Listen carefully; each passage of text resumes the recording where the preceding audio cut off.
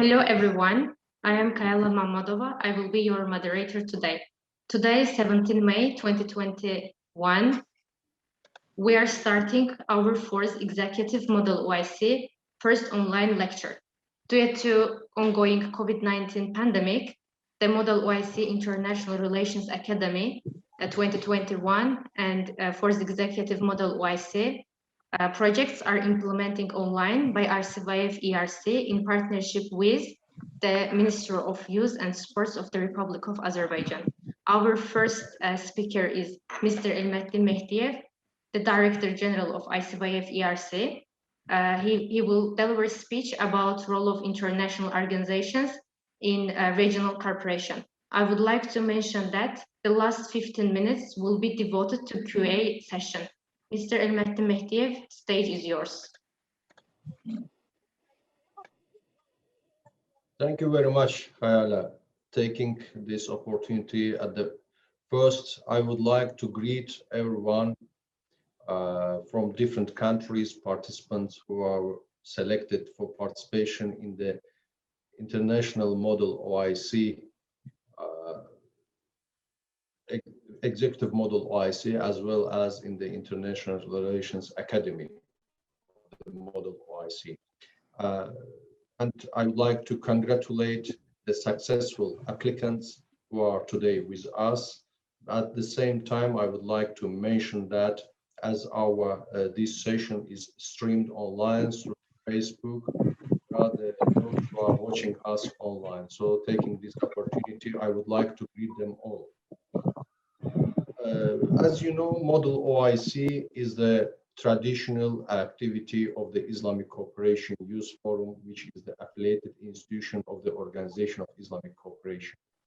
As Eurasian Regional Center of Islamic Cooperation Youth Forum, we are organizing annually Model OIC activities as International Relations Academy, as well as Executive Model OIC, in partnership with the Ministry of Youth and Sport of the Republic of Azerbaijan. In this regard, taking this opportunity, I would like to thank the government of the Republic of Azerbaijan for its continuous support towards activities Office of the Eurasian Regional Center of Islamic Cooperation Youth Forum.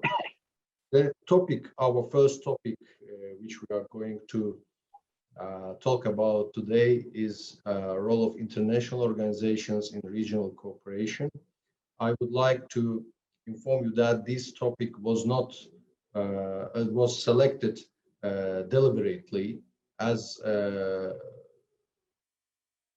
you know, international organizations are one of the most important actors of world politics, and today's taking into consideration the realities in our world, contemporary world politics, there are too many expectations from the international organizations.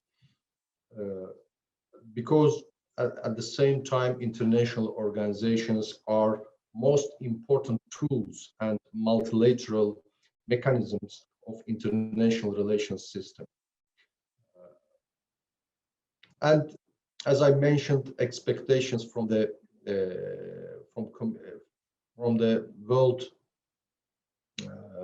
community as well as the individuals are very high, but at the same time, the goals and vision of international organizations themselves are also set very high, which in practice is not the case to implement fully. That's why I think that will be very important to elaborate the classification and the history, at the same time the priorities and activities of international organizations. International organizations usually pursue various objectives guided by the intent of their establishment by the agreement of the states. And as I mentioned previously, they are very important actors of world politics. As we know, there are two types of actors in international relations system. One, state actors, another one is the non-state actors. and talking about the both of them, the state actors and non-state actors, I would like to mention that according to some scholars, actors in world politics, states and non-state actors, can be defined as entities which have the following three features. First, they should have overall capacity to decide on their purpose and interests. Secondly, they should also have the capability to mobilize necessary resources to achieve these purposes and interests and be passionate about appealing for global cooperation. And thirdly, their actions should be significant enough to influence the state-to-state relations or the behavior of other non-state actors in global system.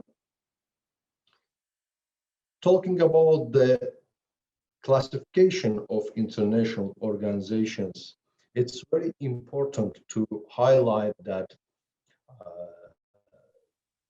this classification can be made according to several parameters. And within these parameters, the classifications differ from each other.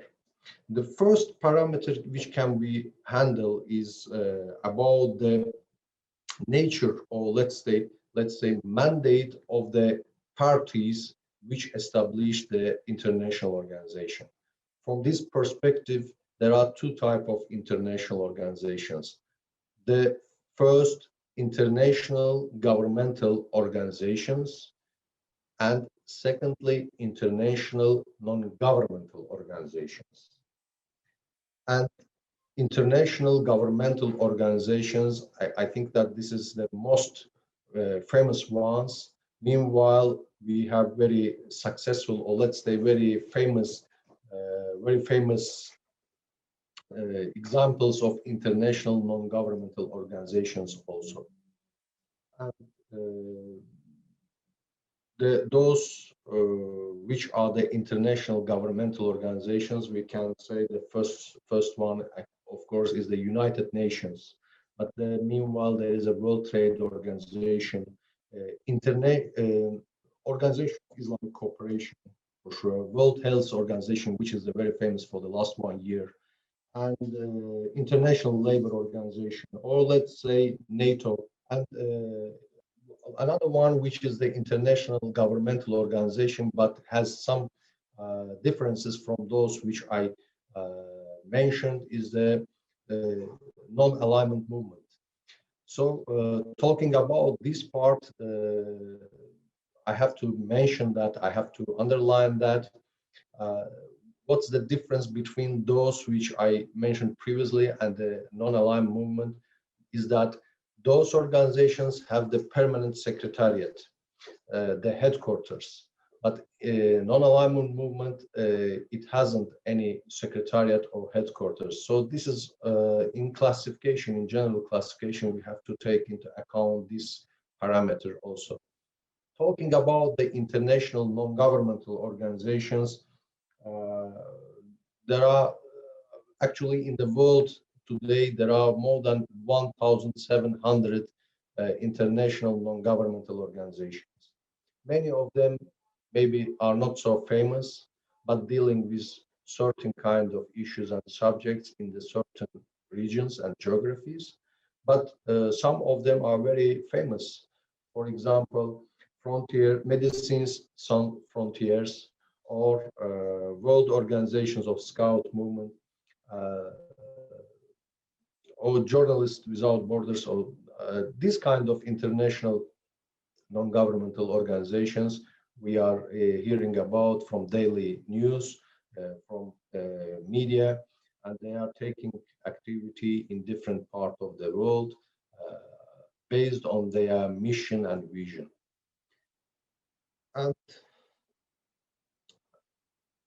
going back to the classification issue, the first classification was about the nature and nature of the parties which established the international organization. But Meanwhile, there are other parameters. One of them is the scale or geography of the international organization. And from this perspective, we can mention those which are global ones, or we can name them universal international organizations. And at the same time, the second one is the regional international organizations. For those which are global or universal, the universal actually, there is a United Nations. And the subsidiary organizations or specialized institutions of the United Nations, they are also considered as the universal or global international organizations. For example, actually the UNICEF or UNFPA or UNDP, very successful example. And talking about the regional organizations, the first which comes to my mind is, of course, the Organization of Islamic Cooperation, which is the second largest international organization after the United Nations. But at the same time, there are many famous others, which are, for example, Council of Europe, Organization for Security and Cooperation in Europe, or African Union. We can talk about also ASEAN in the Southeast Asia. So these are the regional organizations. At the same time, for example, Economic Cooperation Organization, but you know, talking about the geography, saying that one is global or the others are regional. This is not always the case to classify the scale of the international organizations. There are some organizations which are the membership are limited. There are few countries are members to this organization, but we cannot name them regional organization. If we can take, for example, G8 or G20 as a international actor or international organization, so they are not geographical. Their representation there is not geographical. Actually, their representation there is envisaged by the criteria of the union or criteria of the organization itself. From this perspective, it's a bit problematic to classify the international organizations based on their scale and geography. But in general, of course, as I mentioned previously, basically there are two types: global ones and the regional ones. For classification, another important parameter is the thematic or subject of the international organization. The geography itself is not sufficient enough to classify the international organizations. The subject or vision of the international organization is also important. And from this perspective, we can name several international organizations dealing with different kind of activities, the wide range of issues pertaining the realities of modern world. And the first one which can come to our mind is the military organizations or collective, or let's say defensive alliances. Defensive alliances, as we can understand from the name itself, it's thematic subject. There is a subject for this organization, and the goal, the target is to create alliance for the defensive purposes. So that's why, from this perspective, defensive alliances are not, of course, global ones, but at the same time, we cannot name them at the same time the regional ones. For instance, two important defensive alliances in modern world, the most important one is the NATO, North Atlantic Treaty Organization. From the name, we can understand that this is the regional. When it was established, it was the regional. But in modern world, it's very, let's say, it's very possible that another country from not that region can be member to this organization. But so far, it's of course the extension, or let's say the enlargement of the organization is going on the geographical basis. The other defensive alliance, the example is Collective Security Treaty Organization. Again, in reality, when we watch on the when we look on the map, we see that this is kind of regional. But again, there is a possibility that another country can be member to this, which is not from the geography. So for this kind of, for the thematic organizations, or for the organizations which has definite and clear vision and mission, the geographical representation is not the most important criteria. It's among the criteria, but it's not the most important. I would like also to share a few words about the history of international organizations. Actually, in modern world, literature, it's considered that the international organizations are a phenomenon of the 20th century. In reality, it's of course it's true. The international organizations which we know and which we are familiar with their modern features are the realities, or are the results of the 20th century. But it doesn't mean that it doesn't necessarily mean that in the past, in the history, there were not any attempts or any activities which can be defined as a creating, or let's say as a establishment of the international organizations. Of course, again, when we are talking about the international organization in the past, we are not meaning the one which we have today.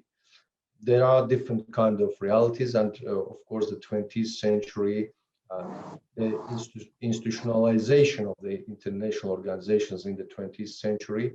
This is the result of the long period, long issues happened in the world history. But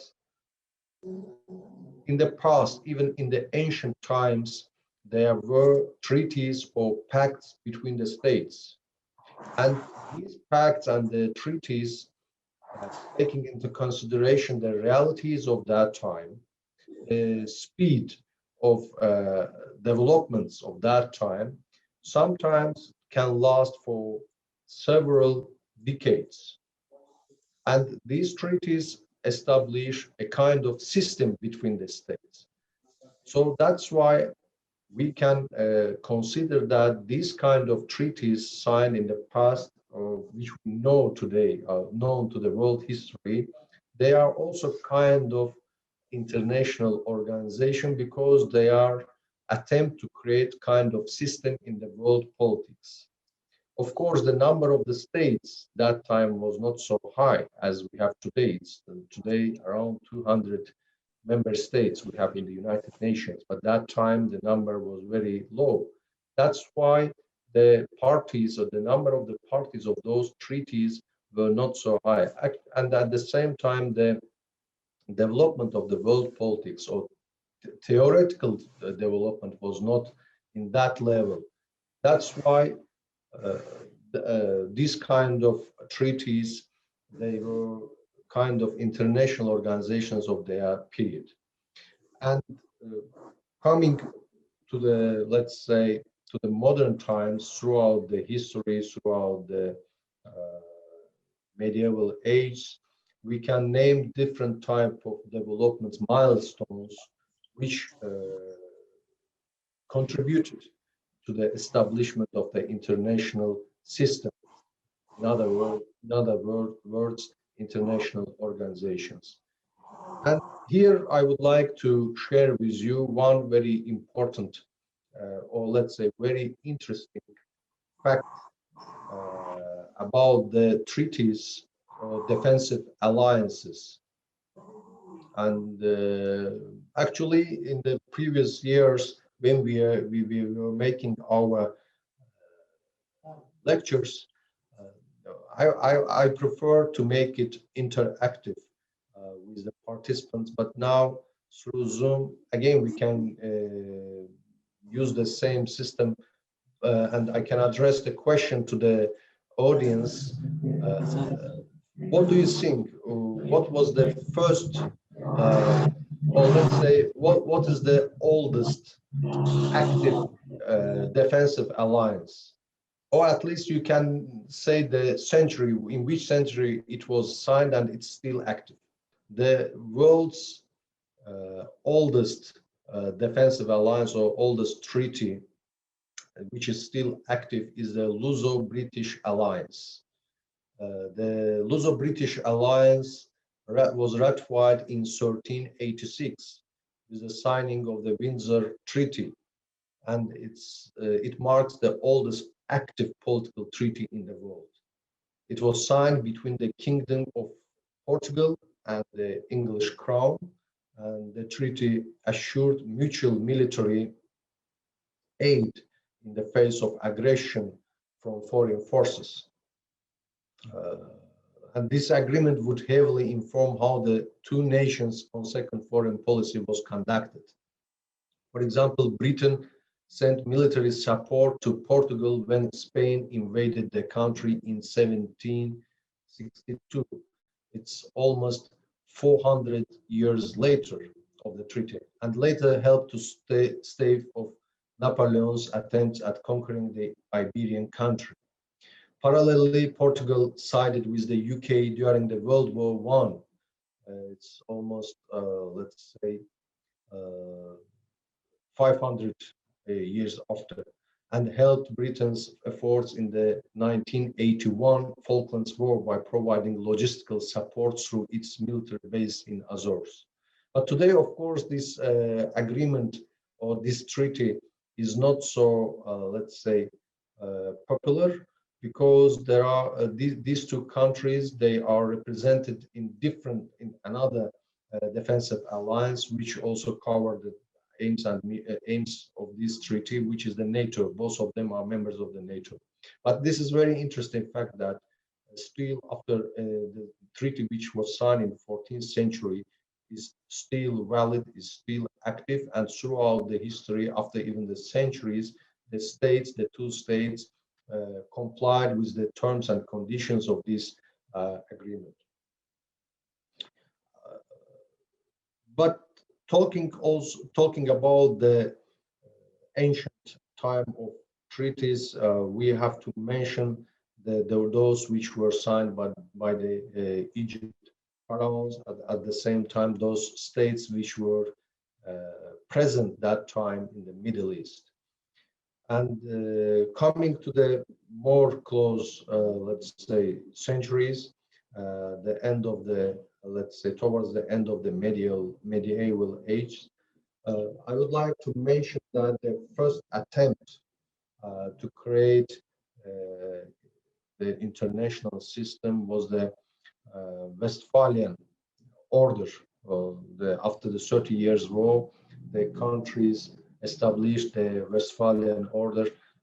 Of course, that treaty was, let's say, that order hadn't any permanent secretariat that time, but it has its own conditions and measures, and it served for around, let's say, for almost 200 years.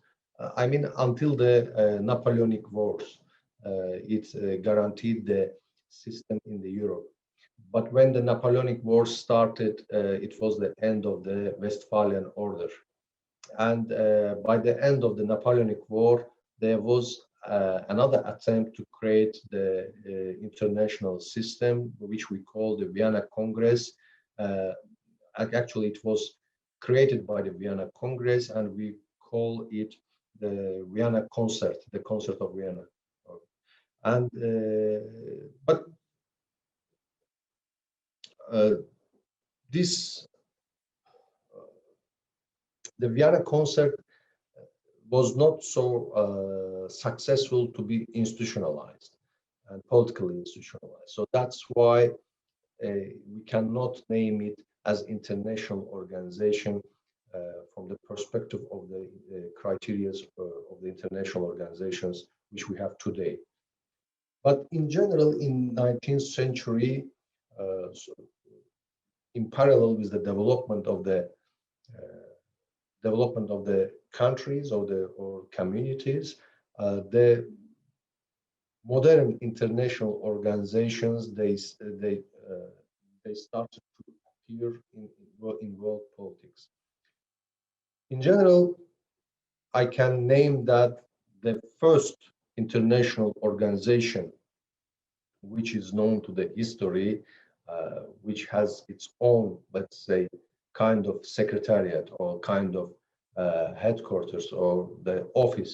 It was the Central Commission for Navigation on the Rhine, which was established after the Vienna Congress in the early 19th century. That was kind of attempt to establish international organization, but the real international organizations with the criteria which are familiar to us, it was in the 19th century, the first one, Universal International Telegraphic Union, which was established in 1865, and another one is Universal Postal Union, which was established in 1874. To be frank, I don't know exactly if they are still exist, but I think that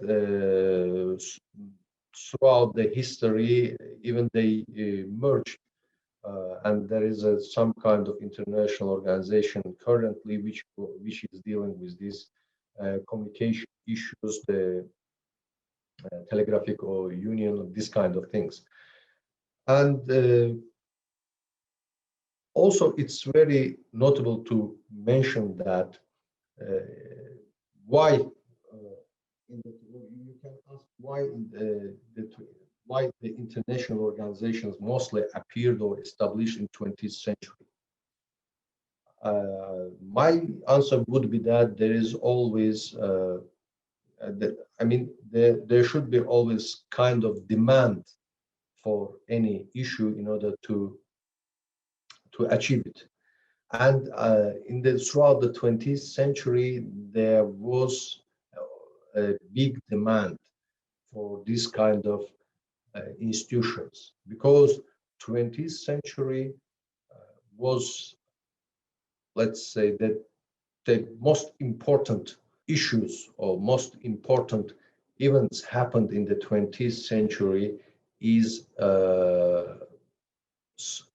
two world wars, the World War I, World War II, and at the same time, after the World War II, the Cold War. So that's why it was the collective understanding for the states, for the actors of the international relations, that they should be kind of permanent mechanism which will provide the collective security. And when the World War first ended, we see that one of the longest, or maybe the most or continuous or longest conference happened in the world history. The Paris Peace Conference, it continued more than 1 year. It's very, let's say, strange to have the conference which is going on more than 1 year. For my understanding, that was the transformation from the conference to the organization. It ended for more than 1 year in Paris, so you can imagine that the delegations representing different states, and of course, mostly the victorious states, they are resided in Paris for more than 1 year, and they are negotiating there, they are accepting kind of documents, and they are establishing systems. So I see it as a transformation from the classical conferences, or let's say meetings, to the international organization which has the permanent headquarters or office. So at the end of the peace conference, Paris Peace Conference, the League of Nations was established, and that was the first universal, or let's say global international organization which is known to us from the history. And you can see the number of the member states. The League of Nations, the number of the members there, it's around, when it was established, I think that was around 20 or more than 20. And at the end, there was around 30 member states which were representative of League of Nations. Gradually, as we see from the history, League of Nations failed to implement its duties or to meet the expectations why it was created. It failed specifically on providing the collective security for the states, actors of the international relations. And when World War II started, actually that was the end of the League of Nations. After the end of the Second World War, after the victory over fascism and Hitler, Nazi Germany, as we know, the United Nations was established in 1945. And the United Nations, it was the developed, or let's say, it was the modernized version of the League of Nations.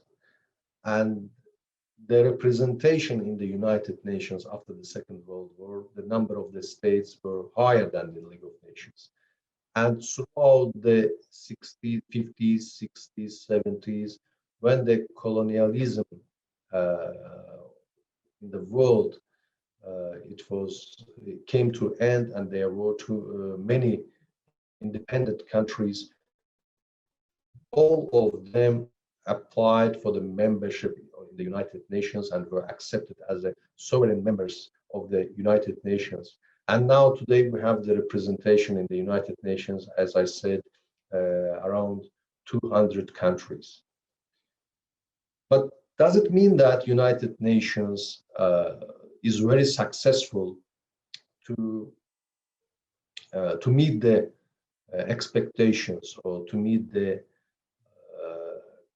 criteria, or let's say vision and goals which were set by the states when they established this organization? My assuming is that in general, none of the international organizations, none of them are ideally meeting their expectations, and ideally meeting the expectations from them. But at least they are very important towards achieving those expectations through their facilities, through the mechanism, through the platform which they provide. It's very important to create these opportunities for cooperation among the actors of the international politics. Also, as I said, in the United Nations, it's the global universal international organization, which was the result of the two world wars. But these world wars, or let's say the realities of the 20th century, brought other international organizations also. I mean, it was not limited to the United Nations or subsidiary institutions, specialized organizations of the United Nations. We can see from the history of the international organizations that many international organizations actually which exist today, Most of them were created after the Second World War, even after the 50s, 60s. And I think that the trend, which was, which the trend in the world politics was towards creating the small-scale regional organizations to achieve specific goals. And my assumption is that that was very successful. They were very successful in their activities. So, I mean, when we are talking about the regional organization, for example, I am just giving an example, the Organization of Islamic Cooperation, or ASEAN, or League of Arab States, or GCC, Gulf Countries Cooperation Council. Their achievements or their activities are more visible because when the few countries they are joined in one system of them in one platform with the definite and with the clear purpose and understanding, the scale or intensiveness of cooperation among them it should be higher. But it's more difficult to represent 200 member states and to have to find a common ground, or let's say common position for all of them. Of course, in this regard, the work which is done by the secretariat of the large organizations, it's very hard. Actually, it's very difficult work, and at the same time, there is a kind of subjective, at the same time objective reasons for these difficulties. One issue is that the number of the member states are very high, and that means that number of the positions, number of the demands, number of the let's say number of the issues to be coordinated is higher. But at the same time, there are we have to take into account the reality of today's world. There is a intervention to the work of the international organizations by the superpowers or the regional powers. According to the Charter of the United Nations, each member state has the equal right in the organization. This is on the paper, but who can argue today that all the member states in the United Nations are equal? Actually, in the system, I mean, let's say legally, there is a permanent Security Council, and there are 5 states which have the right to veto any decision or to adopt a decision which can be obligatory. Let's say the resolutions which can be obligatory for the organization. And when we come to the implementation of the resolutions, again, it depends on the position of the superpowers, those who adopted these resolutions. We can see in the, let's say, in the practice of the United Nations that there are resolutions which are, 30 years or more than 30 years are not implemented. And there are resolutions which are adopted and immediately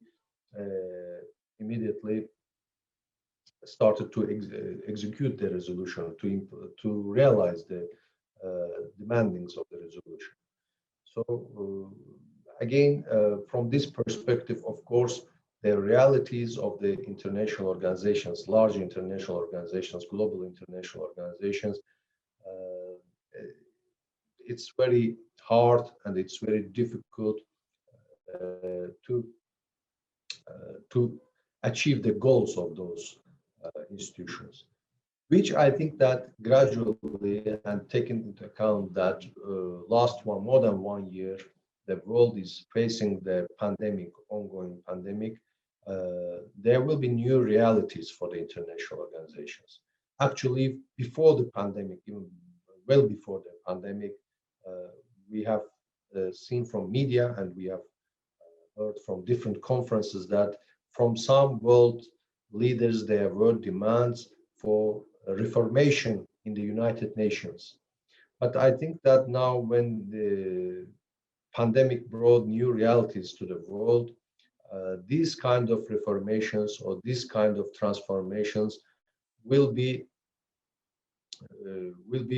part of coming will be part of the coming world politics, and maybe even some international organizations will not be so successful to survive, because now some of them are questioned why the states need to finance them and to expend a large amount of money to maintain the work of the international organization, if this organization is, let's say, effective or not.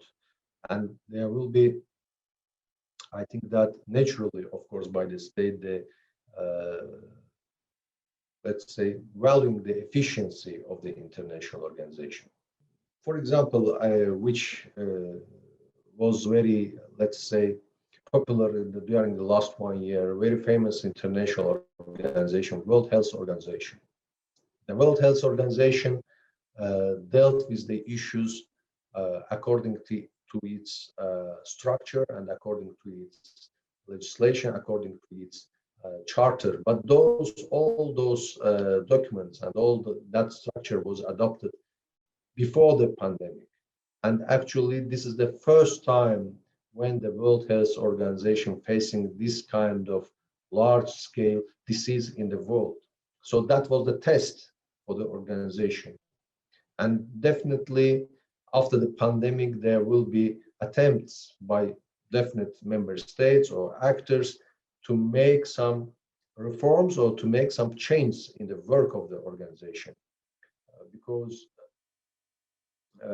I am not the one who can assess the activity of the World Health Organization, but definitely there are what we can see from the media, there are different type of views, even among the states. Some are very, let's say, satisfied with the work of the organization, but some are criticizing the work of the organization. So I think that in future, there will be attempts to change or to reform the organization, or maybe to create the new one with the new realities. Talking about the classification of the international organizations, so the last point which I wanted to mention, actually I mentioned that was the thematic international organizations. They can be global, they can be regional, and but most importantly, they are pursuing their mission, their the target why they were established. And the first in the world history and the history of the international organizations, the first thematic organizations, or let's say sectorial international organizations, they were created for defensive purposes. The most important issue for the states were self-defense in front of the enemies. So that's why the defensive alliances are considered the first thematic organizations. But afterwards, of course, other fields continued. For example, the economic organizations, or we can say cultural organizations, environmental organizations, international organizations, or let's say when we are now we are in the 21st century, and in the 21st century it has its own challenge and realities. Today we have developed IT technology. So now there are international organizations which are dealing specifically with the IT technology. Gradually, depending on the realities of the time, the new thematic international organizations may emerge, and the older ones may stop their activity. The international organizations, the features of the international organizations, there are several features, the different features. The first of all, internationalism. A common labeling of international organizations is internationalism. The other feature is supranationalism. The international organizations, they are above of the national politics, even except some states, and not taking account some exceptions. In most of the cases, I mean, in the most member states, the international agreements or the international obligatories, they are more, let's say, they are higher than the national law. The international law is above the national law. So that's why supranationalism is another feature of the international organization. Another feature is war prevention or collective security. And for this perspective, international organizations are perceived to prevent war or to provide the collective security. Of course, this is not for all international organizations. Again, this is actually, in practice, is for the global international organizations or universal international organizations. And specifically, it's about the United Nations. But if it manage, or if it is successful to prevent the war and to provide collective security, it's arguable. I mean, of course, I mean, it's the topic of another discussion. And another feature of the international organizations is to be defensive alliance. Defensive alliances, in previous part of my presentation, I mentioned NATO and CSTO. These are two important, or let's say most successful examples of the collective defensive alliances which we have today in the world. In general, in the literature, when the let's say researchers or the professors or the authors, they classify international organizations. Mostly they refer to the international governmental organization and non-governmental organization. At the same time, they refer to regional organizations and global organizations. But my thesis, it was, and also the, let's say, my assumption is that there should be another classification which I already presented to you. Most definitely, the international organizations should be classified according to their subject, also the sectorial international organizations, and which I am very pretty sure that they are more effective in providing regional cooperation than the universal ones. And most successful regional organization up to date, I think that is the European Union, which is the which passed to the new level of being international organization. As you know, it started with creation some let's say some commissions or coalitions, but starting from the economic and trade purposes. But gradually, it became the European Union and as international organization. And now, I mean, last 10 years, 20 years, or 15 years, it became kind of something between international organization and state. So this is the new level for international organization. And I think that it set some, let's say, standards for other international organizations. I mean, the political international organizations, the unions or let's say councils.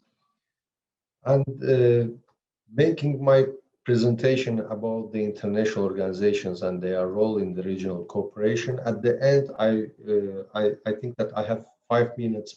I wanted to talk a bit about the Organization of Islamic Cooperation also, which is a very important platform for Muslim countries, Muslim communities to voice their, to make their voice to be heard. And as you know, OIC, Organization of Islamic Cooperation, was established in 1969, 22nd September, by 25 member states, according to the OIC records. In fact, 24 member states, there were 24 states, plus Palestinian Liberation Organization, and plus Muslim Community or Muslim Union of India. But today, as the Palestine is recognized by the many countries as independent state, in the literature we take as 25 states which established the Organization of Islamic Cooperation. And currently it has 57 member states. One of them is suspended, Syria. And 26 member states are from Asia, 27 member states are from Africa, and 2 member states are from Latin America.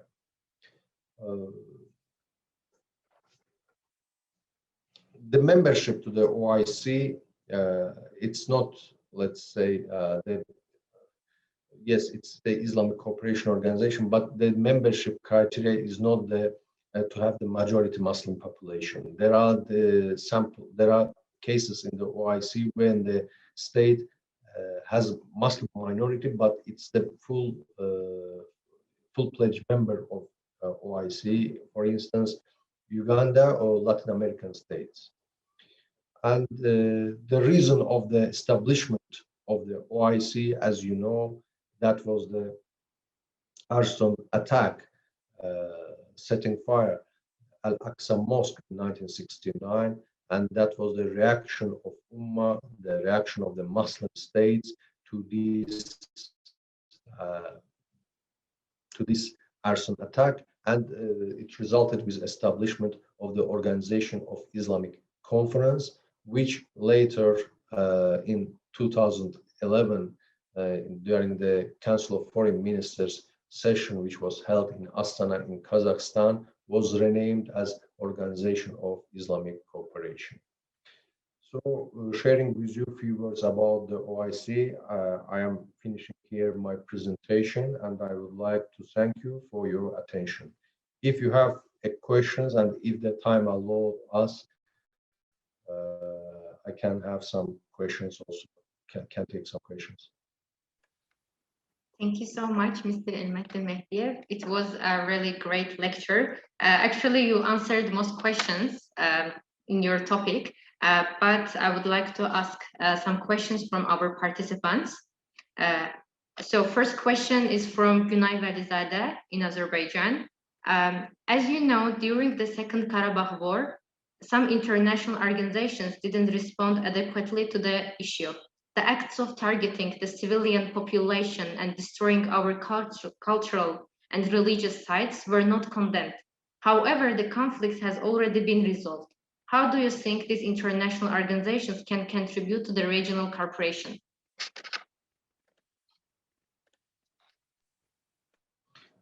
I would like to thank Günay Valizadeh for this question, which reflects the pure reality of the international organizations and the reality of the world politics, how double standards can be applied and how unfair positions can be attached by definite member states. As I mentioned in my presentation, international organizations, all of them, most all of them, on paper, they have very fair, very ideal system and requirements or criteria for their activities. But in reality, some countries, the powerful countries, and some, let's say, powerful centers can affect the efficiency of the work of the international organizations. We can observe it from daily news, not just related with Karabakh war, but with some other, many other issues happening in the world throughout the last 20 years. Just imagine what happened in the world, in the different part of the world, wars, occupations, aggressions, different kinds of things, and imagine how the international organizations reacted to this. You can see that actually mostly it happened in parallel or according to the interests of the world powers. So this created a question, a big question. Then that means that these organizations serve to the benefit or serve to the interests of these powers. But then why each member has, we are saying that has equal right in these organizations, or why they should be represented there? Why they should be member in these organizations? No, I think that which happened during the Second Karabakh War, I specifically can name the organization. For example, UNESCO, the organization which is responsible for the protection of the cultural heritage, for 30 years did not appropriately reacted to what happened in the occupied Karabakh region of Azerbaijan, the demolition, destruction of cultural and religious heritage of Azerbaijanis in Karabakh and the surrounding districts. But when the Karabakh war started and going on, immediately UNESCO, even afterwards, immediately UNESCO remembered about its mandate, remembered about its mission to protect the cultural heritage, and started, to put some demands. So, of course, this creates a big question about the activity of the organization and about the fairness, or let's say about the fair position of the organization. But my understanding is that we should accept this reality, we should understand this reality, but never stop our, let's say, intention or our actions for cooperation. And if we are not, I mean, I don't just mean the Azerbaijanis. In general, I'm talking about those who are facing these double standards. If we are not satisfied with the work of specific international organization, I think that we still have opportunity, or we still have chance to contribute somehow to the work of this organization, and to follow or to continue our struggle to achieve justice in the world, in our own case, and at the same time within this international organization also. So that's why my answer will be that yes, this is the what happened, this is the reality, but still we have to continue our cooperation, collaboration, in order to be on the stage and in order to advocate the just cause which we are struggling for. Thank you so much. And the last question is from Hidayat Ullah, student of International Relations, University of Karachi.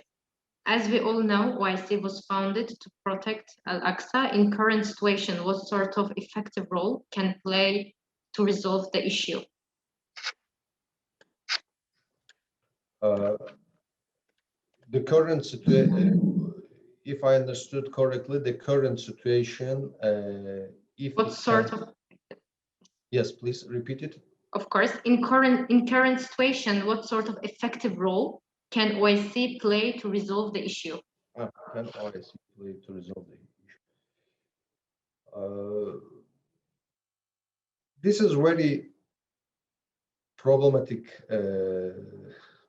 issue to answer to this question.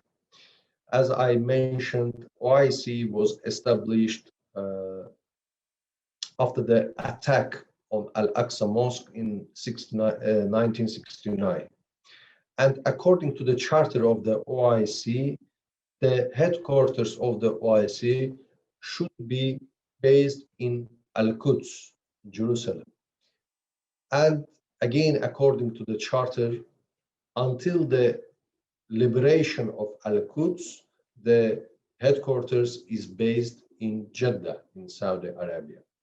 So we can see from here that the issue of Al-Quds, the Palestinian issue, is the core issue of the Organization of Islamic Cooperation. But of course, throughout these years, the organization developed itself, the states developed it, and it's dealing with wide range issues pertaining the interests and positions of its member states. But still, Palestinian cause is in the core of the activities of the OIC.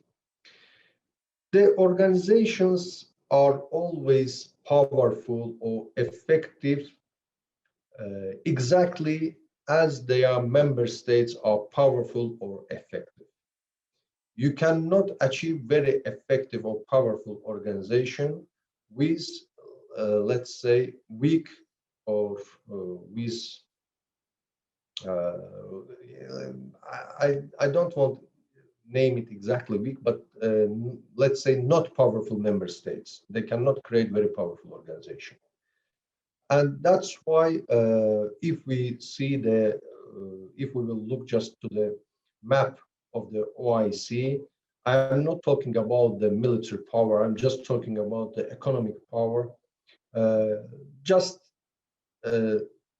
Let's say GDP of 7 countries, member states, is equal to the GDP of the rest 50 countries. You can imagine the, let's say, level of economic development. So that's why the decisions, or let's say activities taken by the OIC,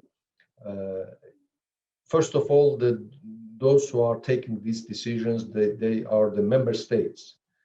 And the willingness of the member states, or the limits of the member states, or the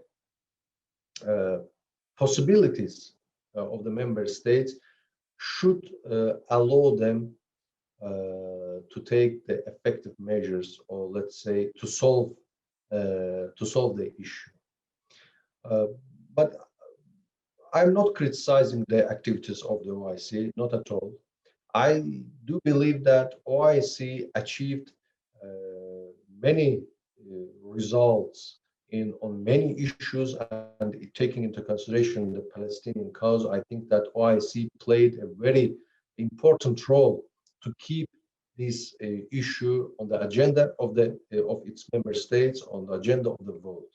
From this perspective, I think that the role of the OIC should not be neglected and should not be, let's say, obscured.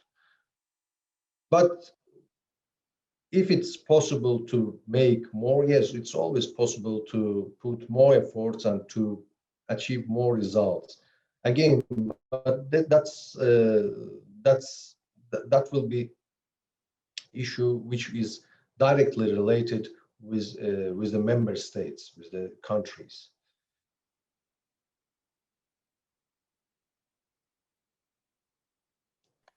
Thank you so much.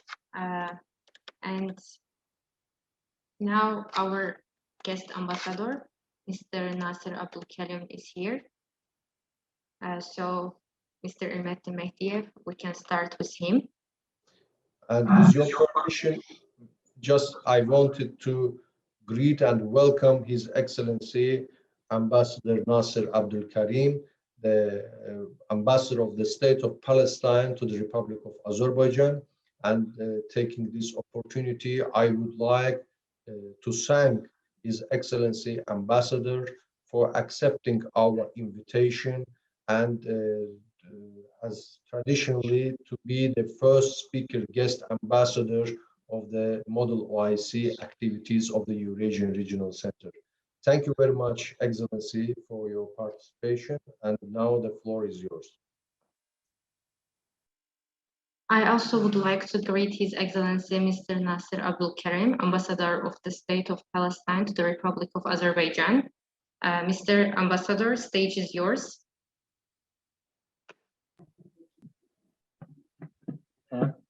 Now, of course, I'm sorry for all these technical difficulties and glitches that had faced me to get in touch with you. I'm sorry for the delay. And I would like to start by thanking the ICYF, the Eurasian Division, for the ICYF for inviting me to participate in this, if you will, presentation.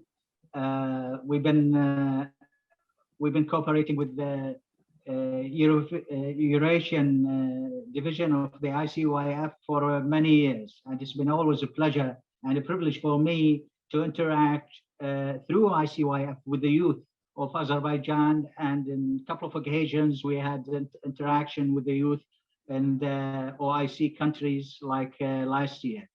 Now, I would like to start my presentation. I hope that we will not face another difficulty with the PowerPoint. Are you seeing the PowerPoint? Yes. Yes, we can see. You're seeing it. All right. Yes, we can see. Okay. Now, obviously, while I was talking that it was supposed to be about history of Palestine and the prospects of peace. And of course, because of the latest developments, I've changed the theme to Al-Quds is Palestine, because it's really, the issue is about Al-Quds, especially on the basis what's been going on in the last couple of weeks, maybe more than a couple of weeks even. It re-emphasized and refocused that the core issue here is Jerusalem and Al-Quds. And unfortunately, now we're meeting with the horrendous, all of us watching on our screens, the horrendous tragedy and the monstrosity that has been committed against the Palestinian people in Gaza and specifically in Gaza and the West Bank. Now, the thing is that I will share with you this. I hope now it's working. Yeah, well, here's Quds is Palestine. This is Jerusalem. And in the last few days, we've been witnessing those monstrosities against the Palestinian people.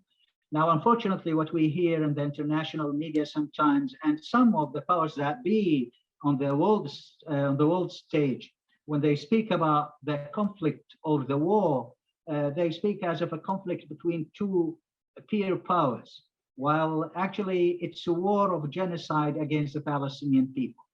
There is no comparison between the powers and the firepower of Israel and what the Palestinians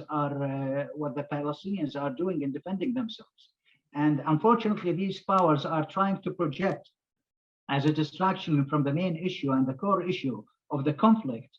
They keep, repeating this monotonous, absurd presentation as if that the conflict is between Israel and Hamas.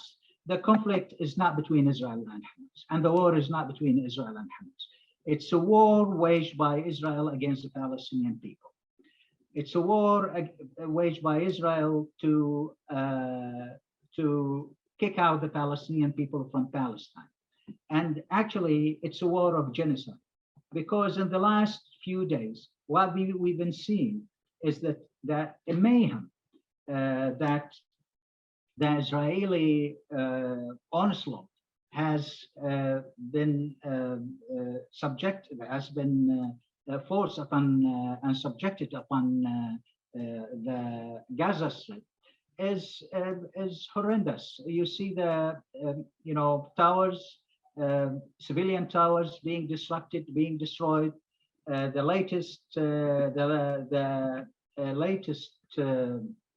civilian casualties count is about 200. Half of them are children and women. 58 children and almost 37 women. Now Israel is saying that it's defending itself. And coming back to the powers that be, that they keep repeating again this monotonous saying that Israel has a right to defend itself. Well, Israel has a right to defend itself.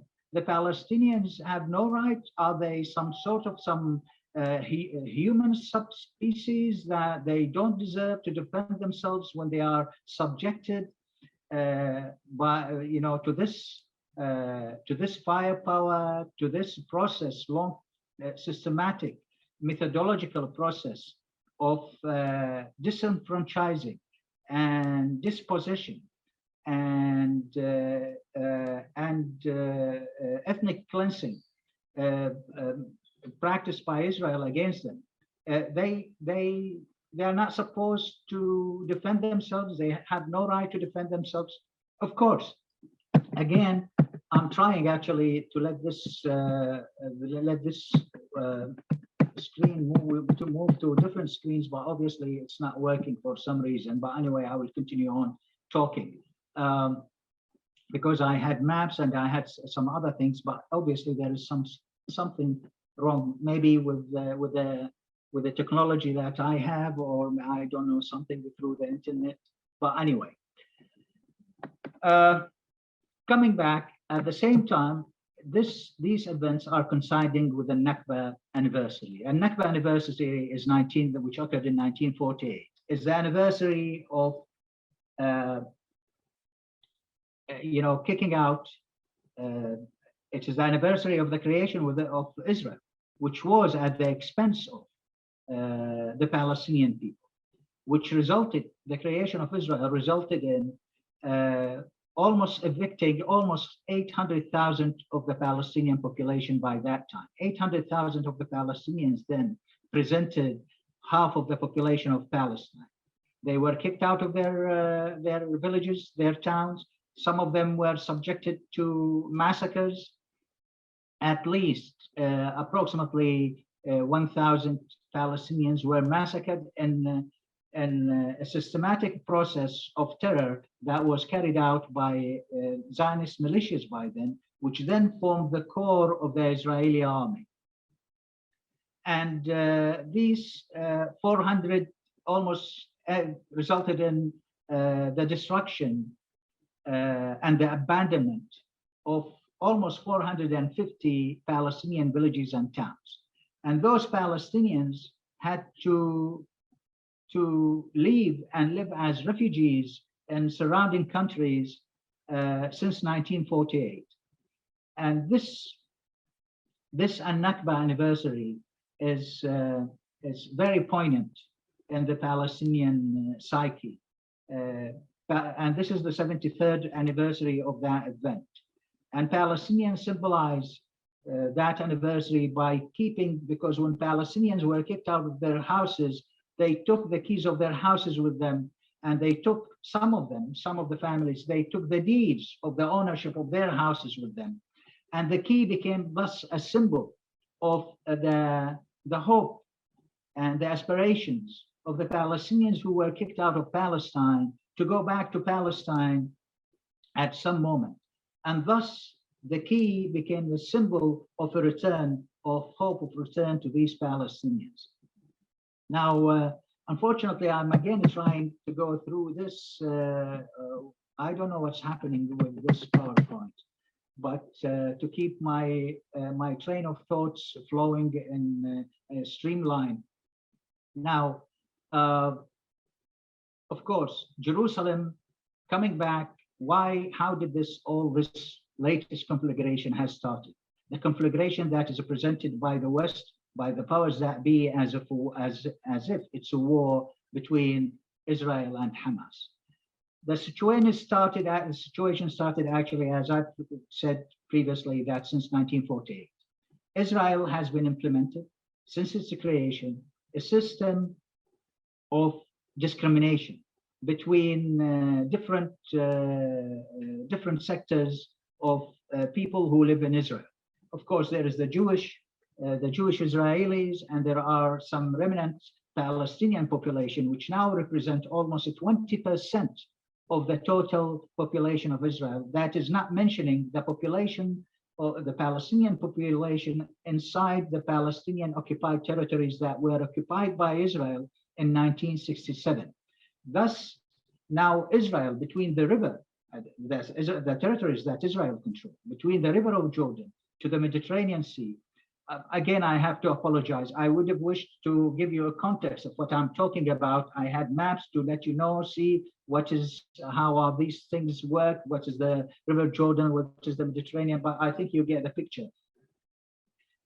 Now, almost there are 6 million Palestinians, more than 6 million, actually 7 million Palestinians, 5 of them inside the occupied Palestinian territories in the West Bank, in East Jerusalem, and in the Gaza Strip. And there are 2 Palestinians who are citizens of Israel. And Israel, since it occupied the rest of Palestine in the war of 1967, it started a process, a gradual, coldly calculated, methodological, a process of institutionalized ethnic cleansing in the territories that it occupied in 1967, and that has been taking place since Israel in 1967 took the West Bank and the Gaza Strip and East Jerusalem, and most of this is taking place mostly in East Jerusalem and the West Bank. Now, coming back to today and what has been happening and how all of this had started. Some of its supporters are trying to project that by Hamas lobbing rockets at Israel. No, it started again by the process that I was talking about, ethnically cleansing areas specifically inside East Jerusalem. And there is a district in East Jerusalem called Sheikh Jarrah. Many of you who follow the news would Sheikh Jarrah probably has become a familiar name to hear.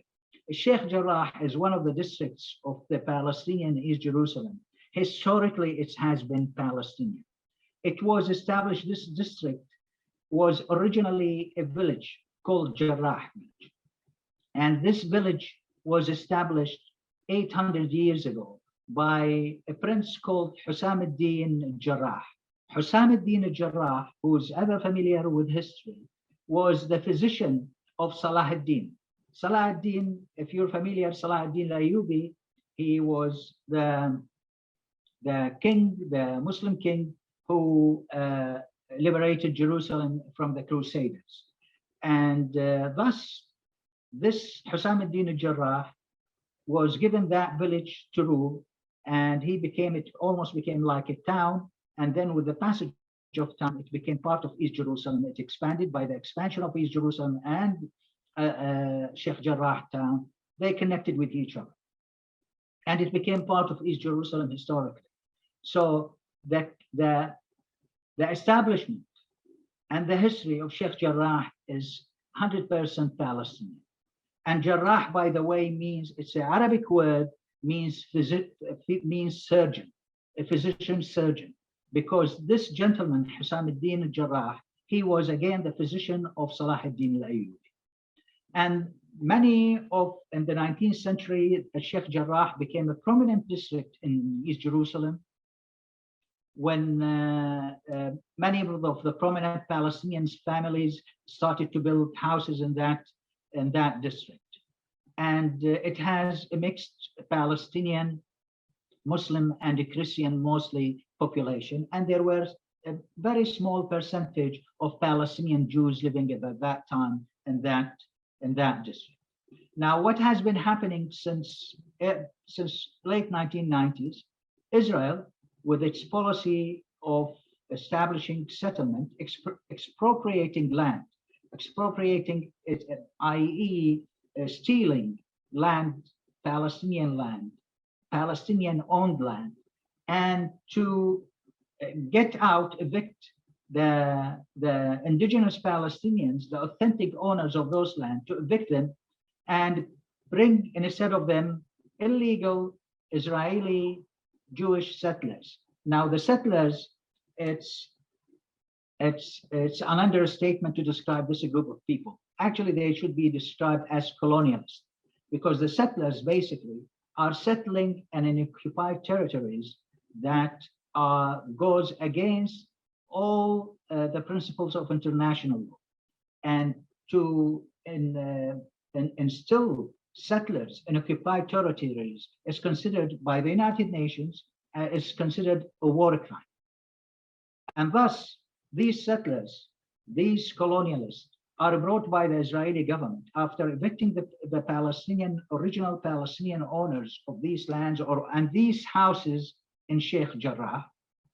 They bring these settlers and let them live instead of these Palestinians and take over. And thus, in a process, gradual, slow, but again methodological, they are ethnically cleansing East Jerusalem of its original inhabitants and Judaizing East Jerusalem and surrounding East Jerusalem with Jewish settlements disconnected with the rest of the Palestinian territories. Now, Jerusalem, as everybody knows, that it is very important for 1.5 billion Muslims around the world. And it is very important for 2 billion as well, approximately 1.8 to 2 billion Christians. And the holiest places in Islam, one of the holiest places in Islam, is located in Jerusalem. Masjid al-Aqsa is the first Qibla. The Qibla is the direction which Muslims pray towards. Now Muslims are praying towards Mecca, but the first 15, 14 years of Islam, Muslims used to pray toward East Jerusalem. Al-Isra and Al-Mi'raj, the process when Prophet Muhammad went from Mecca to Jerusalem, and from Al-Quds, he was by Islamic tradition, he went up on Al-Buraq horse to meet his creator. So this Al-Isra and Al-Mi'raj, which Muslims celebrate on annually and every year, which is a very important occasion. It is celebrating that occasion when Prophet Muhammad from Al-Quds, from Masjid al-Aqsa, went to the rock from which he went up to heaven to meet his creator and then came down to earth. That is based on Islamic Muslim belief. And as well, on the other hand, there is the Christian locations like Church of Holy Sepulchre, which is very important to Christians. Now, again, coming back to Sheikh Jarrah, and 3 weeks ago, the Israeli authorities started to a process of evicting some families from East Jarrah, Palestinian families from East Jarrah, to get them out of their houses and to bring Israeli settlers instead of them, in a process which is, using some legal Israeli measures, which, by the way, the courts in Israel usually, when Palestinians go to these courts, these courts don't rule for the Palestinians. They always, in 99% of these cases, they rule on behalf and in favor of Jewish settlers and Israeli settlers, because it's an Israeli court system, Israeli judicial system that is as well based on the tenets of the Zionist movement of to establish a homeland for the Jewish people. Now, Palestinians, of course, we don't have any problem with the Jewish people. Jewish people lived in Palestine, just like as Jewish people living here in Azerbaijan and many parts of the Muslim world. Jews always lived in peace and harmony within the Muslim societies they were living in, and especially in Palestine. And the Zionist movement, unfortunately, which was created in late 19th century, it created this notion, this ideology, because Jews were persecuted not in the Muslim world, not in Palestine, not in Azerbaijan, not in other Muslim countries. They were persecuted basically in Europe, in European countries, by European countries. So some Jewish thinkers came up with this idea, creating this movement, Zionist movement, to create a Jewish homeland for the Jews because of the persecution and the pogroms that they've been facing in Europe and some parts of the world, non-Muslim world again. And thus, with the support of unfortunately, then the British Empire by that time, and by providing the British Empire, providing the cover, the political cover, and the financial means, and the logistical means, this movement, the Zionist movement, started a process of helping Jews in Europe to immigrate from Europe to Palestine. Now, at the beginning of the 20th century, Palestine, the percentage, the demographics of Palestine was 80 to 82% Muslim Palestinians, almost 17% Christian Palestinians, and 3% Jewish Palestinians. These demographics were at the beginning of the 20th century. With the process when after the World War I and the immigrants, the Jewish immigrants, started to come to Palestine with the support and by the abetting and by the support of the British Empire, their numbers started to increase. Now, coming back to Sheikh Jarrah and why did we reach to this? This process of creating this state, it was established on tenets of the superiority of the Jews over the other inhabitants of that land, of that Holy Land, Palestine. So when we go back 3 weeks back to what was going on in Sheikh Jarrah, and then people, the Palestinian people inside the West Bank and inside East Jerusalem started to push back and to go out in demonstrations against the onslaught of the Israeli state. And I have to say, and I'm measuring my words, I'm not trying to give a fiery speech or anything. Israel, by all measures and means, is a colonial, occupying, racist, rogue state living out of the confines of international since its establishment in 1948. Since 1948 till this day, the United Nations, the Security Council of the United Nations, had issued 170 resolutions regarding Palestine, Israel, and that part of the world.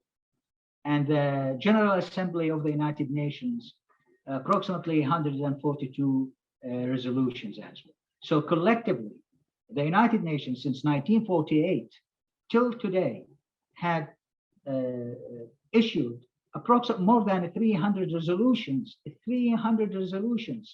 related to the question of Israel, Palestine, and the rest of that region. None of these resolutions Israel has abided.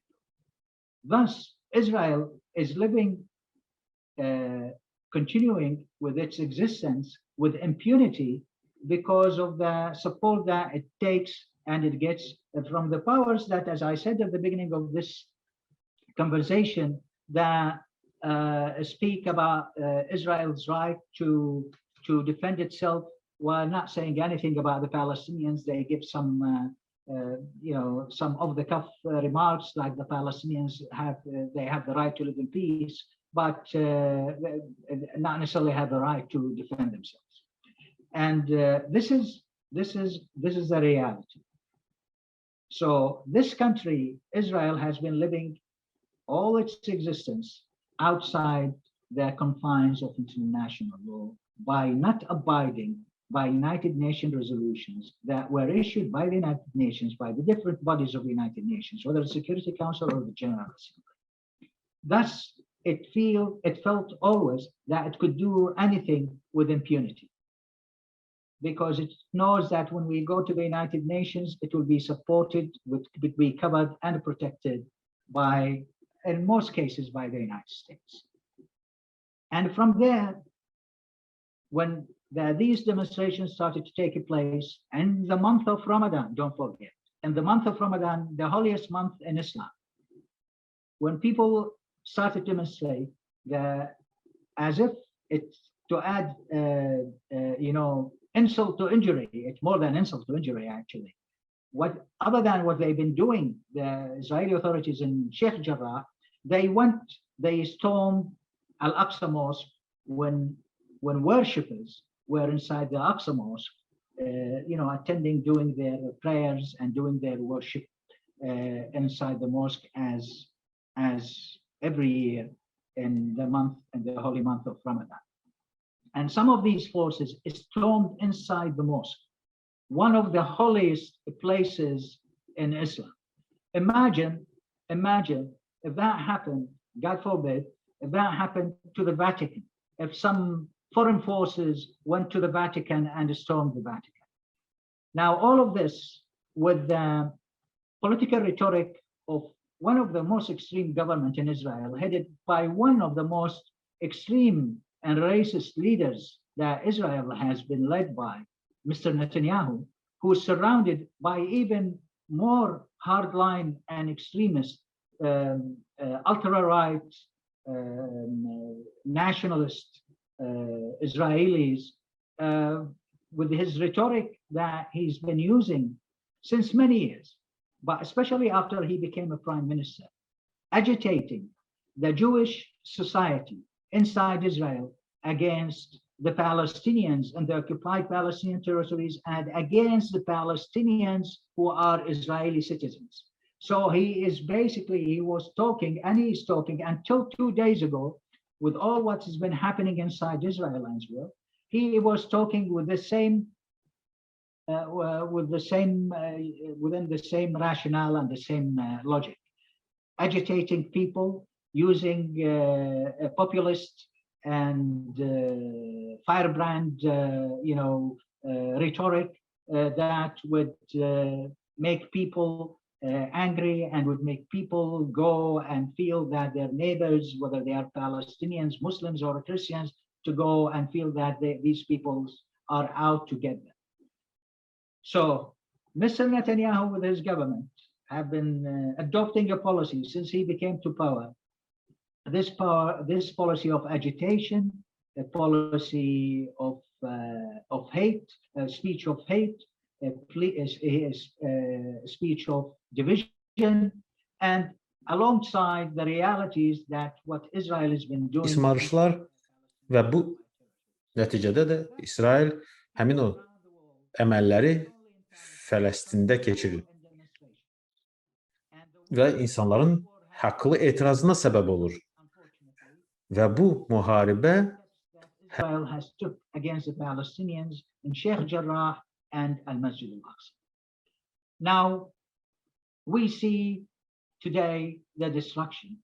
We see the mayhem, and we are aching because of what we see every day.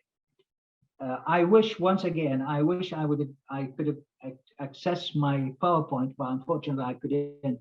I would have shown you many things that would have helped and give you the contextualize what I'm talking about, because we're talking here without those helping maps and maybe certain images that would contextualize what I'm talking about. But this episode this horrific episode that has been repeating itself again and again in cyclical, painful.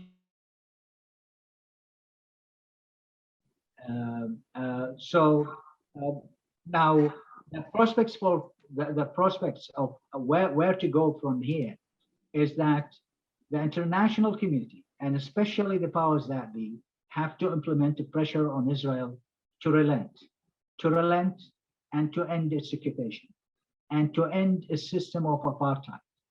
In Israel, there is a system of, Israel is considered an apartheid state.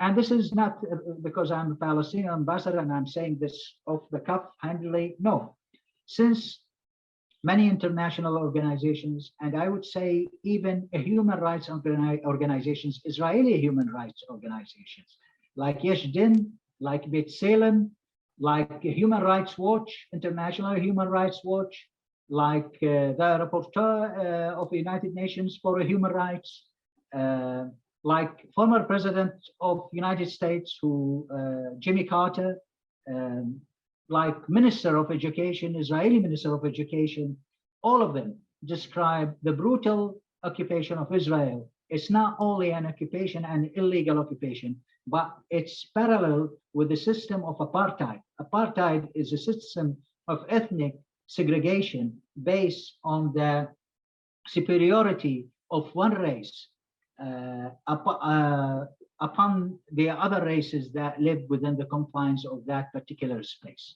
And unfortunately, even Bishop Desmond Tutu, if anyone is familiar with Bishop Desmond Tutu, he's one of the heroes who was fighting apartheid in South Africa next to Nelson Mandela, who, when he went and visited Palestine, he is very familiar with apartheid and with what apartheid really means and how it looks.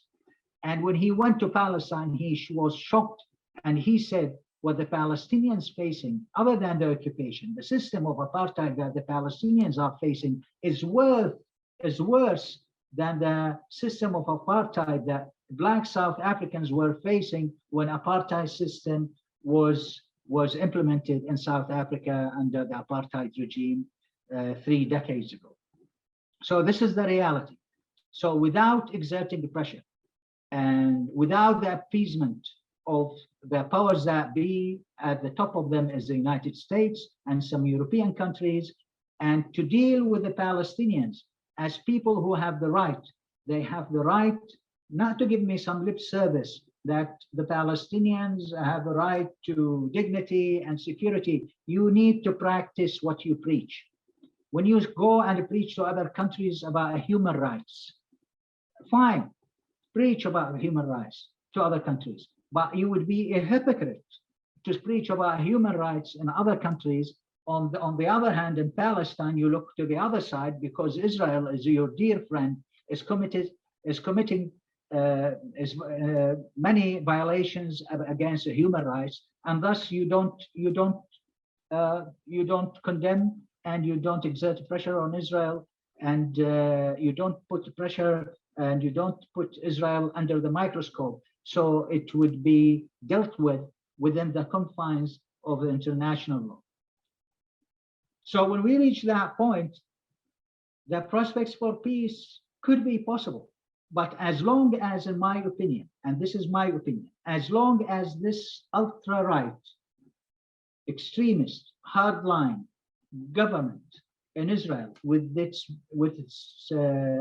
ideology that it holds, it is very difficult to reach any meaningful settlement or peaceful resolution, sustainable, long-lasting, peaceful resolution to the question of Palestine and its conflict with Israel. And again, when I say the conflict with Palestine and Israel, they are not peer powers. It's a conflict based because it's a war that is waged by Israel against the Palestinian people. A war of extermination, a war of ethnic cleansing, a war of hegemony, and to control every aspect of their lives. And when I say this, again, Israel at the moment controls every aspect of Palestinian lives. And the only thing that Israel doesn't control of aspects of life that the Palestinians deal on every day is probably the only thing which they can't control ever is the air that the Palestinians breathe. But all other aspects of Palestinian life is controlled. I'm a Palestinian ambassador. My grandparents, my father, grandparents, we go back. I know my family tree that goes back, and I'm talking on personal, and that applies to many Palestinians, to 1,000 years at least, if not more, in Palestine, living in Palestine. Now, and I'm an ambassador. I'm considered an official. So relatively, I'm not an average man. But if I want to go to Palestine and to visit my homeland, I can't go spontaneously like our Azeri friends or any of our friends worldwide when they go back to their country. I have to send to my headquarters, and my headquarters have to get a permission from Israel. Israel have to give me a permit, a visa to visit my own country. This is the reality. Israel built a wall that cuts through the West Bank. Unfortunately, once again, I wish I could have accessed these images that I prepared for you, but alas, these walls cut through the West Bank. I don't think it's.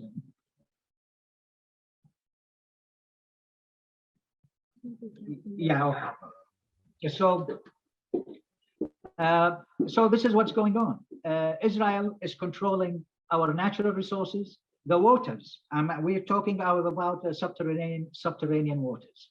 My Azeri brothers and friends are familiar. I don't know about our brothers, sisters in other countries, but the topography of Palestine is quite similar to the topography of Azerbaijan. And we, in Palestine, we rely on subterranean water. You know, you extract water from the ground. Of course, there are rivers, but they are small rivers, but mostly we extract water from subterranean grounds, from some subterranean wells, excuse me. And Israel, and these are subterranean wells that are Palestinian, located in Palestinian territories, that is supposed to be used by the Palestinians for the Palestinian farmers, for the Palestinian citizens, for their farming, for their daily use. Israel extracts 80% of that water and gives the Palestinian 20%. This is one aspect.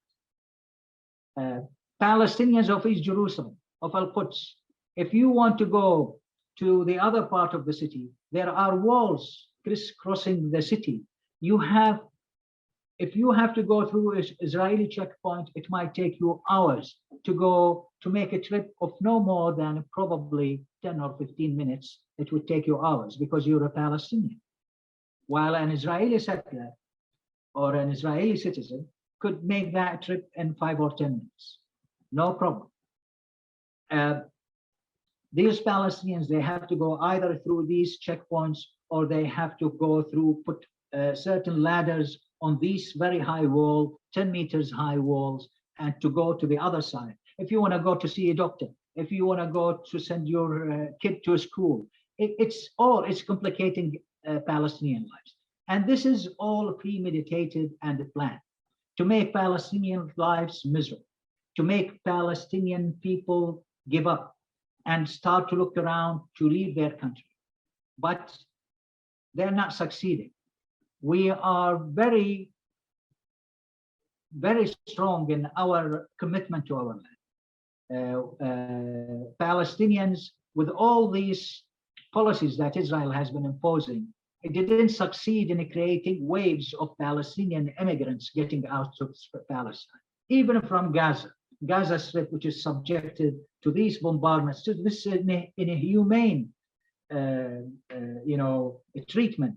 And Gaza has been under siege almost. It's like a big open prison for almost 16 years now, and it's been subjected to four terrible wars, with the destruction and the infrastructures and the building, not to mention the heartbreaking casualties and thousands of Palestinians. It didn't succeed to make the Palestinians leave their country. you don't see Palestinian immigrants in their hundreds and thousands trying to leave Palestine, immigrate to other countries. And thus they are failing. Thus they are failing. And now the population in the territories that Israel controls, between the river, that is river of Jordan, and the Mediterranean Sea, it's approximately 12 million and a half to 13 million. It is equally divided between Palestinians and Israeli Jews. And the demographics say that the trajectory of the growth of the Palestinian population in a few years, it will overtake the Jewish population, and it would become the majority within this piece of land between the river and the sea. And Israel will continue with this. It will embed itself and it will reaffirm itself if this regime continues as a colonial occupying apartheid state. And talking about apartheid, one of the examples, unfortunately, because sometimes I keep saying unfortunately, but never mind. I wanted to show you certain clips in my presentation, very short clips about even inside the occupied Palestinian territories. There are streets Palestinians are not allowed to use inside their own homeland. There are streets inside the Palestinian cities, our cities, where the majority are Palestinian, well, mostly are Palestinians. There are streets Palestinian citizens of those cities are not allowed to use. And one example of those, and I wanted to show you that clip, but unfortunately it's not there now. Inside the city of Hebron, Al-Khalil city. Al-Khalil is very important city. You know, Palestinian is a holy land. They don't say it holy land out of nothing, because the patriarch Abraham, the prophet Abraham, his tomb is in Palestine as well, in Hebron city, and the city of Al-Khalil. And the city of Khalil is mainly the Palestinian, its Palestinian population, approximately 300,000 Palestinians.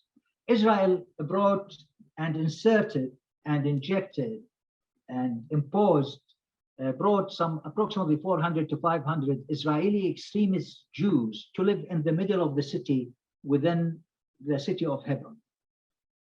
And they made certain streets in that city accessible to these settlers, but the Palestinians can't use it, when the Palestinians have been using these streets for generations. And one of them was a main street called Shuhada Street, a street of shops and shopping, and Palestinians would go out shopping. It's inaccessible to Palestinians. This is the reality of the Israeli occupation in Palestine. And to end the conflict, the recipe is there to end the conflict. The Palestinians gave, a bitter concession, and it was a bitter pill to swallow by the Palestinians, but never mind, for the cause of peace and for the cause of coexistence, we accepted more than 30 years ago to implement United Nations resolutions about how to end the conflict. And the only way to end this conflict is by implementing United Nations resolutions, by forcing the implementation of the United Nations resolutions, by Israel withdrawal, by Israel, first of all, terminating a system of institutionalized apartheid. It has to terminate that. It has to terminate that to come to free itself out of that tag of being an apartheid state. It has to relent, because there are as well policies that within Israel it discriminates against the Palestinians who are living in Israel, who are Israeli citizens. And especially this has been enforced by the adoption of the so-called national law. national law that was adopted by the government of Netanyahu, the Israeli government, it says that the only people who have the right to be full citizens and to enjoy all the citizenships, whatever citizenship would provide, is are the Jewish citizens. Now the other citizens, non-Jews, they are dealt as some sort of a second class or third class citizen, even within Israel itself. There are more than 60 laws within Israel. I'm not talking about the internationally recognized occupied territories of Palestine, the state of Palestine. I'm talking about Israeli proper, within Israel, within the society of Israel. There are 60 laws in Israel discriminate against Israeli citizens who are not Jews. You are not allowed to live as you like, to buy land as you like, if you're a Palestinian. But Israeli Jews are allowed. You're not allowed, if you want to make an expansion to your house, you're not allowed. There are so many laws that discriminate against non-Jewish citizens in Israel. So Israel first has to terminate this system of apartheid first. The second thing is to implement United Nations resolutions and Israel withdrawal and ending its occupation of the Palestinian territories, the territories of the state of Palestine, and to withdraw from the city of East Jerusalem. And East Jerusalem, is the core of the core issue. They are trying to distract us here and there and talking about a war between Hamas and Israel. No, it's a war by Israel against Jerusalem, against Jerusalemites, against Palestinians, against Al-Quds, Jerusalemites, I mean the Al-Quds, the population of Al-Quds city. And this has to stop. Without this, it will be very hard to achieve any meaningful peace. It means we will go for generations. And peace, we look forward for peace. It is in our interest. The most people who would enjoy the benefits of peace are us. But for the Israelis on the long term, they will get, peace is in their interest too. They can't continue. Their occupation is unsustainable. They can't continue this system of apartheid and occupation and subjugation and oppression indefinitely against a population, a living population. The Palestinian people, they are not like, just, some people who has no culture or anything. We have very long history. Our history goes back to this land thousands of years. And we have a very rich culture. And the Palestinians are life-loving people. They love to live. But this occupation is pushing them to resist and to push back against a brutal occupation, which seems till now is enjoying the appeasements of the powers that be, especially the United States. When we reach that moment where that appeasement stops and Israel starts to behave as a decent state, not a rogue state living out of the confines of international law, then maybe we will reach a peace. And it will be for the benefit of two peoples, for the peoples of Palestine and Israel, and for all people in the region, and for world peace, because that region is very important and it affects world peace.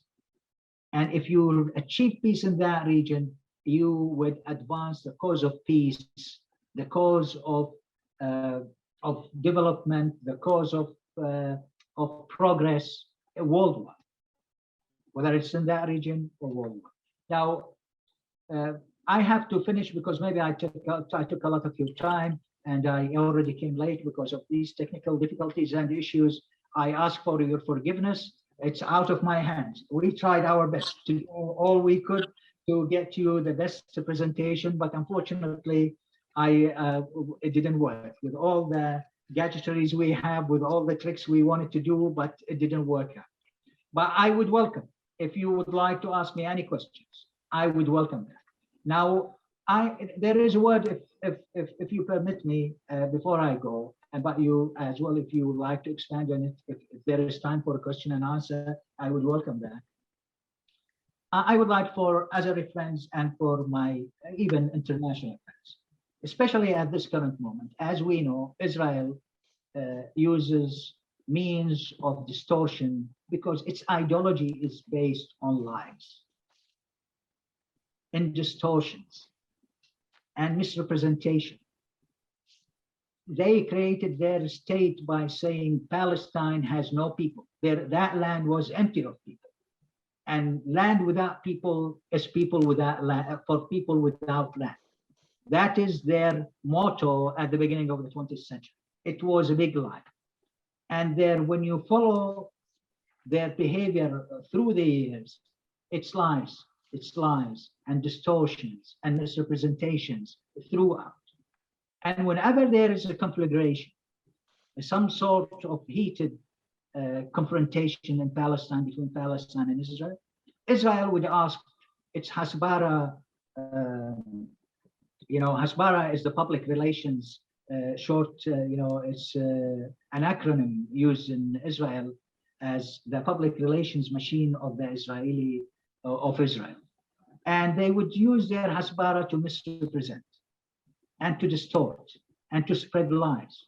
And with the advancement of technology and with the present of social media and TikTok and Facebook and all that, and video editing and all that, they are spreading lies. And actually it was in the news, I don't know if any one of you read it in international news, that Israel Army and Israel Mossad has offered to young people, students basically, to pay them out Israel wherever they are. So this is part of their hasbara, their public relations. Now, since this, and it's not only happening here in Azerbaijan, it's happening in many parts of the world.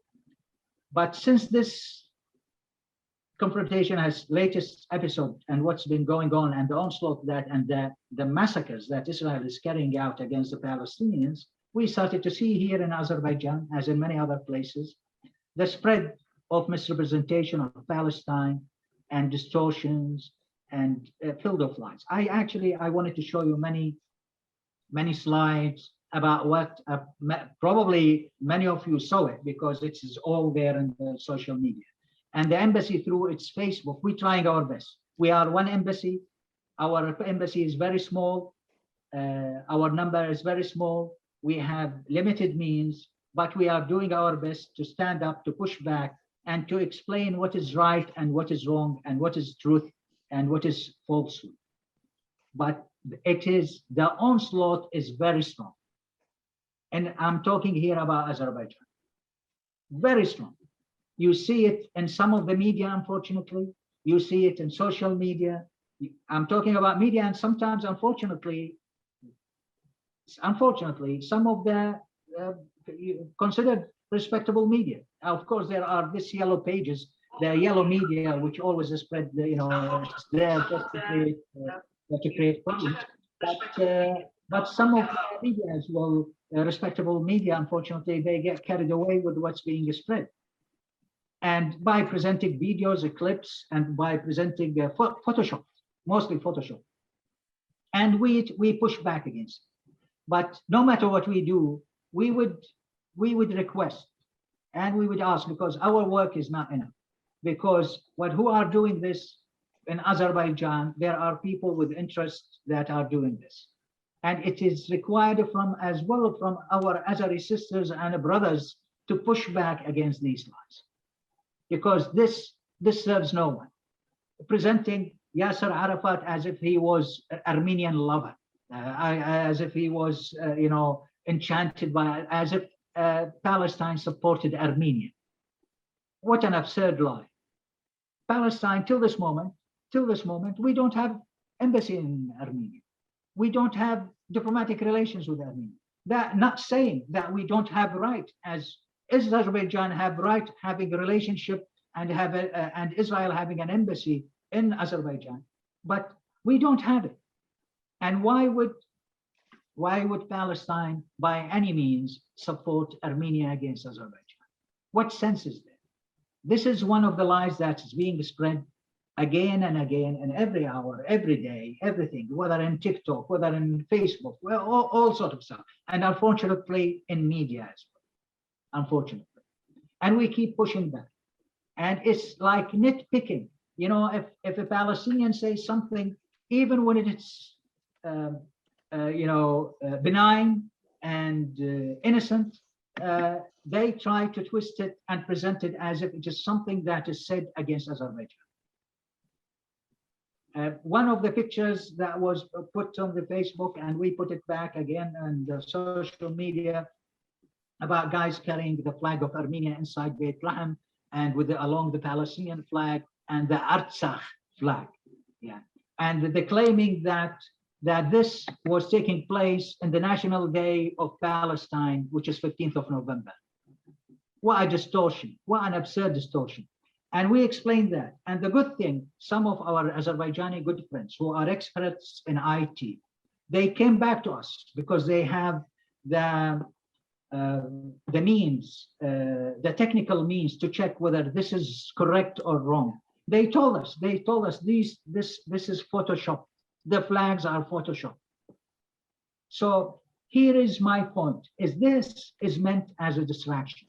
Because when they see what the international public opinion is heading to, because Palestine has been supporting, demonstrations been going out all over the world, even in countries that usually they don't support Palestine, like United States, like Canada, like Britain, all over, just in New York, in Chicago, in London, in Tokyo, in Sydney, in Melbourne, and you count it. I'm not mentioning Muslim countries because in many Muslim countries as well. But they feel because they are on the losing side, because they know what they are committing are crimes against humanity. And world public opinion is leading towards denouncing them. And they would fear that the Azerbaijani public as well is going towards that direction, because axiomatically the Azerbaijanis would sympathize with the Palestinians when they see the scenes that they are seeing on their TV screens. So to distract the population and to change the conversation, and instead of people focusing on the crimes that Israel has been committing, they start to create these distractions and spread it through these media outlets or social media and whatever. In absurd representations, and many times you find it just absurd. So this is something I wanted as well to talk about. And once again, I thank you for your patience. You've been very patient to wait for me and to listen, especially with all the difficulties that we faced. And again, I would welcome any questions. And please don't hesitate. If you have any question, just ask me whatever you think. Thank you so much. His Excellency, thanks a lot. On behalf of the Eurasian Regional Center, we would like to thank you for accepting our invitation again. And thanks for that lecture and presentation. So we have questions. Of course, I would like to ask it from you. That question from our participant, Parviz Mamadov, Tajikistan. What do you think about the China's foreign ministry said that China will support Palestine on Israel-Palestinian conflict? Can it change the situation? Well, thank you, Mr. Mamadov, for your question. Now, China, I have to say, China has been a staunch supporter of Palestine. And I have to say, since decades, when even the question of Palestine wasn't on many people's radar screens, China was supportive. And China has a principled stance toward the conflict between us and Israel.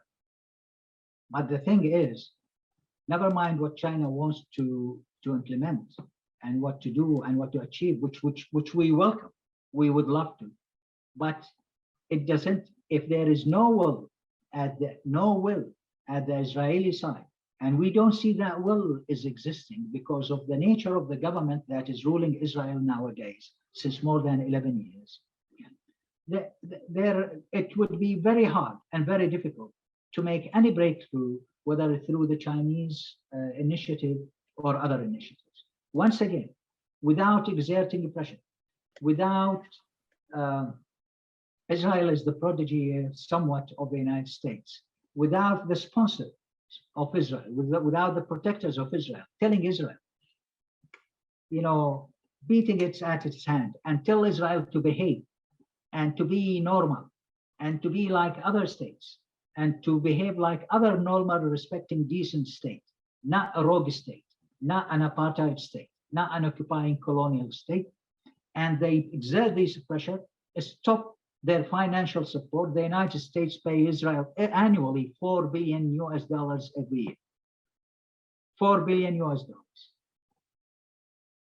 So when they start to exert that pressure on Israel wouldn't relent instantaneously. I'm sure it wouldn't, because they are these people are ideologues, and dealing with ideologues is very hard. But at the end, they would relent because their interest, their direct interests, are threatened by their protectors. So if we reach that point, then maybe something will happen. But of course, we welcome the Chinese. The Chinese are they have very objective stance toward the issue of the conflict between Palestine and Israel. Thank you, Mr. Thank you too. The second question from Rauf Guliev in Azerbaijan. As you know, Netanyahu recently failed to form new government. And shortly after the clashes started, do you think that Netanyahu waged war against Palestine in order to get support domestically by using rally around the flag effect?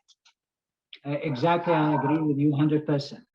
And actually, again, coming back to the presentation that I was wishing, because when you have a presentation in front of you, you keep your train of thought talking about the issues the points that, talking points that you wanted to talk about. And this is one of the points that I really wanted to talk about, because Mr. Netanyahu cynically has been using this. He was agitating, he created this fiery environment, whether in Jerusalem, whether in Sheikh Jarrah, whether in Al-Aqsa Mosque. This is unprecedented for the Israeli army to go and storm Al-Aqsa Mosque, Al-Aqsa worshippers in Ramadan, in Laylat al-Qadr, which is very important as Muslim worshippers, to go inside the mosque, storm it with their shoes on. This is unprecedented. And this is what was all meant by Mr. Netanyahu, to agitate the situation, to make it get it out of hand, hoping that it would help him somewhat, because last Tuesday, the Tuesday of last week, was supposed to be his last day. And people were expecting that he was done. But he managed to maneuver and create this situation to his own benefit, cynically for his own benefit, at the expense of the lives of hundreds of peoples, and at the expense of the destruction, major destruction of infrastructure in Gaza Strip, and at the expense of creating animosities within Israel. I'm not talking about Palestine now, within Israel, between different communities inside Israel. And that shows how Mr. Netanyahu, how low he is willing to go. He doesn't mind to go as low as he could, as long as this serves his personal interests. I agree with you, sir, 100%. Thank you so much. And the last question is from Muslima Bayramova in Azerbaijan. How powerful do you think the role of international organizations in the Palestine and Israel conflict? Well, of course, the role of international organizations are very important. I mean, we talk about the United Nations. It's basically the umbrella of international law. This is the reference that all of humanity goes to solve and resolve conflicts between states, between parties. And of course, other international organizations, for example, like the OIC, for example, the Organization of Islamic Cooperation, the Non-Aligned Movement, and many other organizations, they have big role in contributing to resolving and to end this travesty of Israeli continuous colonial occupation of Palestine and implementing its apartheid regime on the Palestinian territories. It's very important to have the engagement of these organizations, and they've been engaged all this time. But unfortunately, one more time, you need the parties to react positively to the initiatives that are presented to them. And at the moment, we don't have a partner in Israel. We have again an extremist-led government in Israel, and that it is very hard to reach any resolution at the moment with a government like that. Thank you so much, His Excellency Mr. Nasser Abdul Kareem A.Raheem. Thanks for joining, and it is our last minutes. And also dear participants, thanks for joining that interesting and informative lecture. Thank you so much. Thank you, all of you. Thanks once more to the Eurasian division of the ICYF for providing me the opportunity to participate and to talk with you. Take care of yourselves and get that injection, please, of the anti-vaccine for the vaccine anti-COVID. And God bless, Allah bless all of you. May Allah bless all of you. Thank you so much. Thank you. Thank you. Thank you, sir. Thank you. Thank you. Thank Thank you you, Your so Excellency. much. Have a good day. Thank you. You too. Thank you very much. Thanks. Thanks. Thank Bye. you. Thank you very much. Thank you. you very much. Thank you. Thank you for everything.